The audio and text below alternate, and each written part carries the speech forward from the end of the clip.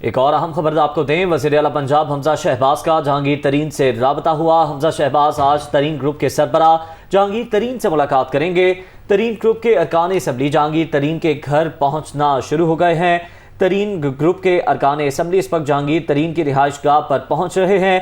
حمزہ شہباز تعاون کرنے پر جہانگیر ترین کا شکریہ ادا کریں گے ان کی رہائش گاہ پر پہنچ کر۔ ترین گروپ کے ارکان اسمبلی جہانگیر ترین کے گھر پہنچنا شروع ہو گئے، اسی پر بات کریں گے۔ نمائندہ دنیا نیوز لیاقت انصاری ہمارے ساتھ موجود ہیں۔ جی لیاقت انصاری، بتائیے گا کون کون پہنچا ہے؟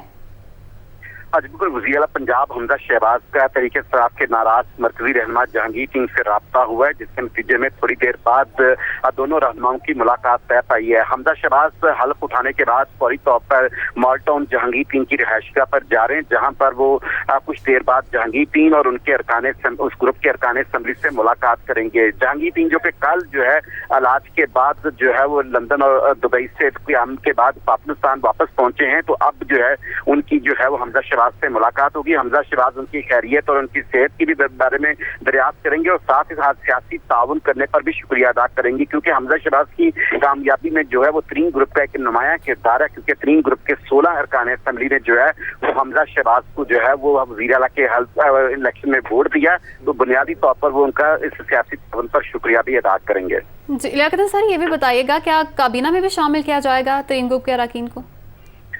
ترین گروپ کے اراکین کو کابینہ میں شامل کرنے میں حکومت کو کوئی اعتراض تو نہیں ہے، لیکن بنیادی طور پر ان پر ابھی آئین کے آرٹیکل 63 کی تلوار لٹک رہی ہے، ان کے خلاف ریفرنس جو ہیں یہ جو ہے وہ الیکشن کمیشن میں ہے، تو اس حوالے سے ابھی ہم مشاورت کر رہی ہے۔ حکومت جو ہے حمزہ شہباز کی حکومت انہیں بالکل کابینہ میں نمائندگی دینا چاہتی ہے اور ان کے ساتھ جو بھی معاملات طے کیے ان کو بڑھانا چاہتی ہے، تو یہ ترین گروپ کے ساتھ مشاورت سے ہی طے ہوگا کہ وہ کیبنٹ کے پہلے فیز میں آتے ہیں یا کیبنٹ کے دوسرے فیز میں الیکشن کمیشن کے ریفرنس سے فیصلہ ہونے کے بعد آتے ہیں، لیکن یہ تفصیلی طور پر طے ہے کہ وہ حکومت کا حصہ ہیں۔ حکومت میں وہ جس قسم کا بھی جو بھی ان کے ساتھ منصب اور جو چیزیں طے ہوئی ہیں ان پر عمل کیا جائے گا۔ اب دیکھنا یہ ہے کہ کیا حکمت عملی کے تحت ان کو پہلے فیز میں شامل نہیں کیا جاتا، تاکہ 6 مئی کو جو ریفرنس الیکشن کمیشن میں زیر سماعت ہونا ہے اس پر جو ہے وہ کارروائی کا پہلے چیک کر لیا جائے کہ اس میں کیا نتیجہ نکلتا ہے۔